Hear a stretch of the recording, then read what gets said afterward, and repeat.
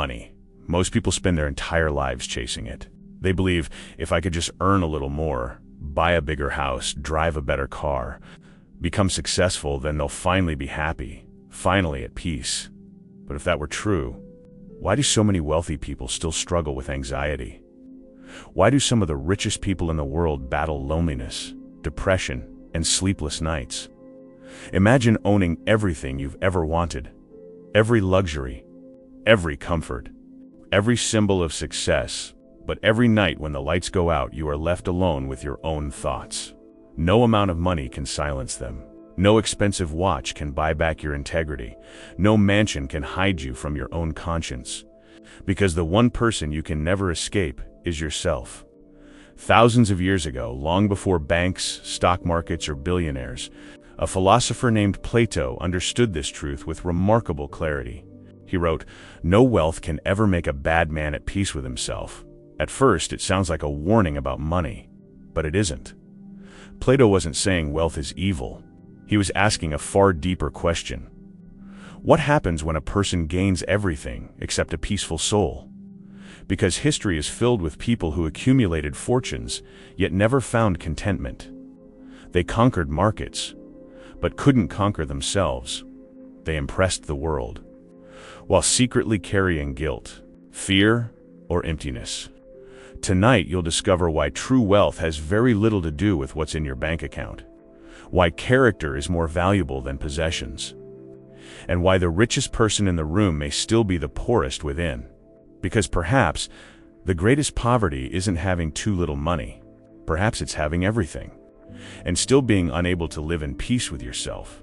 More than 2,000 years ago, long before modern cities, long before social media, long before people measured success with followers, luxury cars, or bank accounts, there lived a man whose ideas would shape the Western world forever. His name was Plato. Plato wasn't simply a philosopher. He was a student of Socrates, the teacher who believed that an unexamined life was not worth living. After witnessing the execution of his beloved mentor, Plato became determined to answer one of humanity's oldest questions. What does it truly mean to live a good life?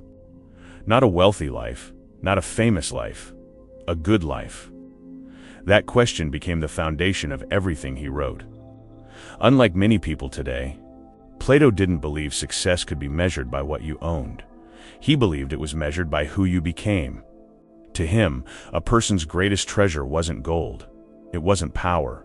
It wasn't status. It was the condition of their soul.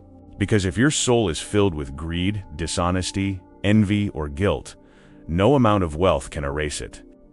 Imagine building the most beautiful house in the world. Every room is perfect. The walls are flawless. The furniture is luxurious. But beneath the foundation, the ground is slowly collapsing. From the outside, everything looks magnificent. Inside, the structure is already beginning to crack. Plato believed human beings could become exactly like that. A person might appear successful to the world while quietly falling apart within. This is why he placed such importance on virtue.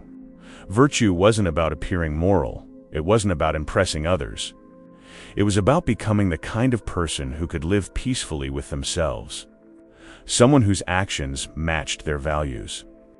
Someone who didn't need to hide from their own conscience. Because the greatest judge is often the voice inside your own mind.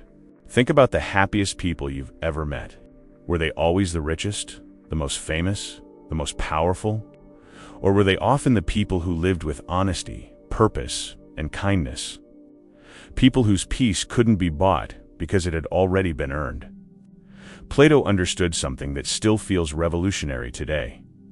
Money can buy comfort, it can buy convenience, it can buy luxury, but it cannot buy integrity. It cannot buy self-respect, and it cannot buy the quiet confidence that comes from knowing you've lived according to your principles. That kind of wealth must be built from within.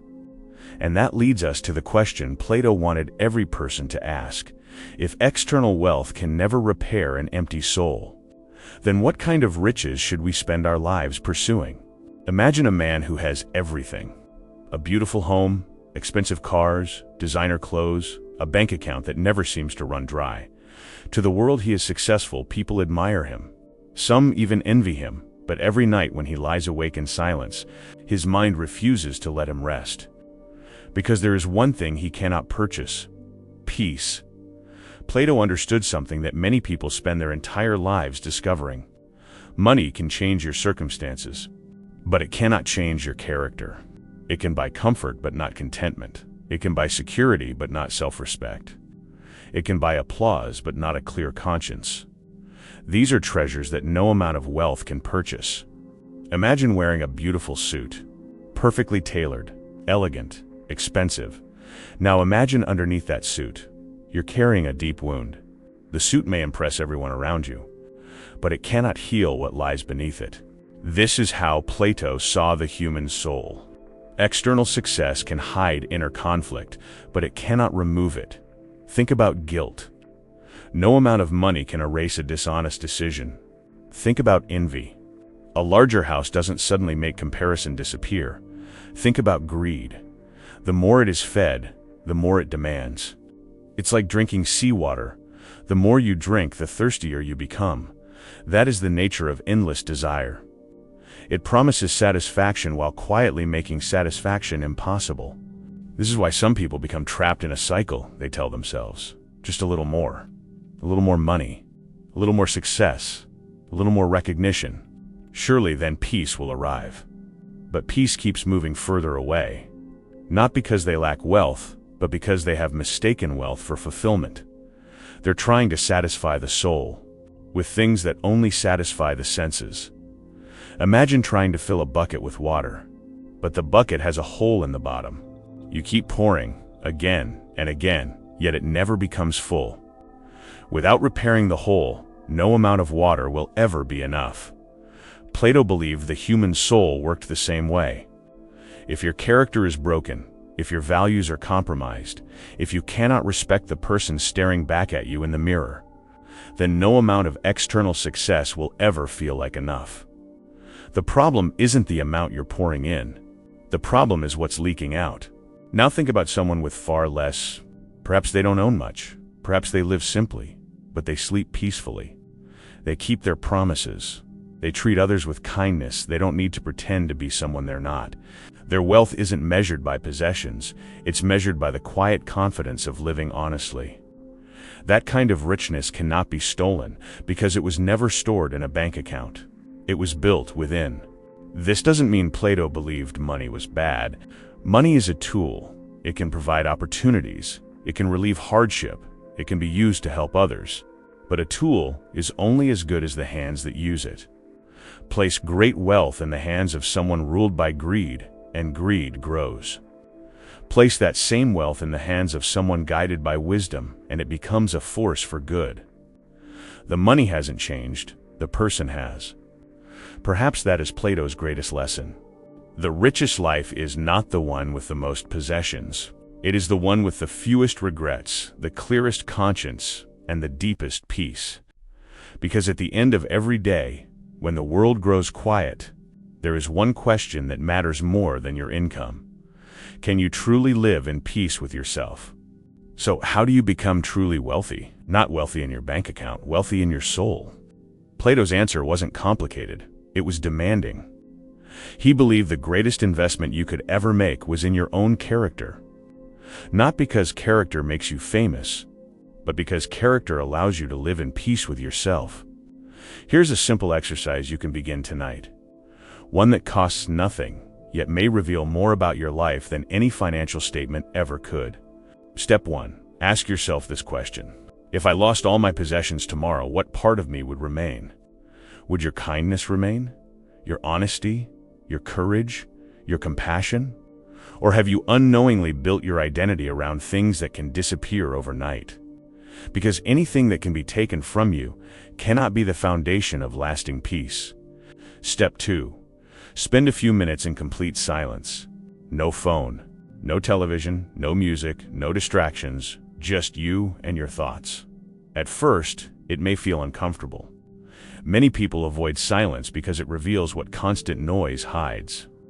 But Plato believed that self-examination is where wisdom begins. The quieter the world becomes, the more clearly you hear your own conscience. Step 3. Tomorrow. Choose one action that strengthens your character instead of your image. Keep a promise.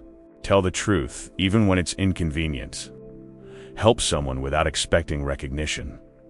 Admit a mistake. Forgive someone. Or forgive yourself.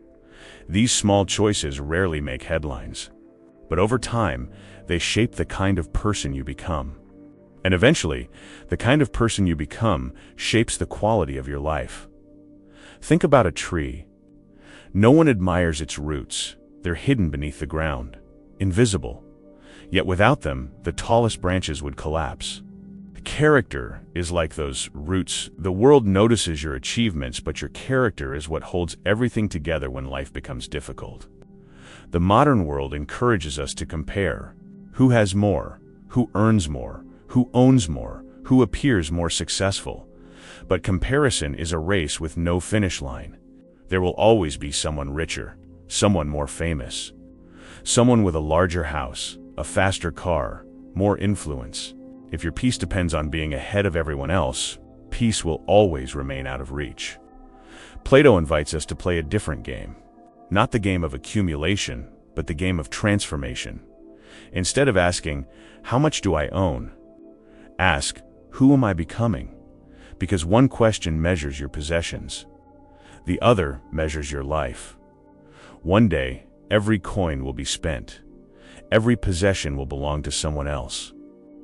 Every title, every achievement, every symbol of success will fade with time.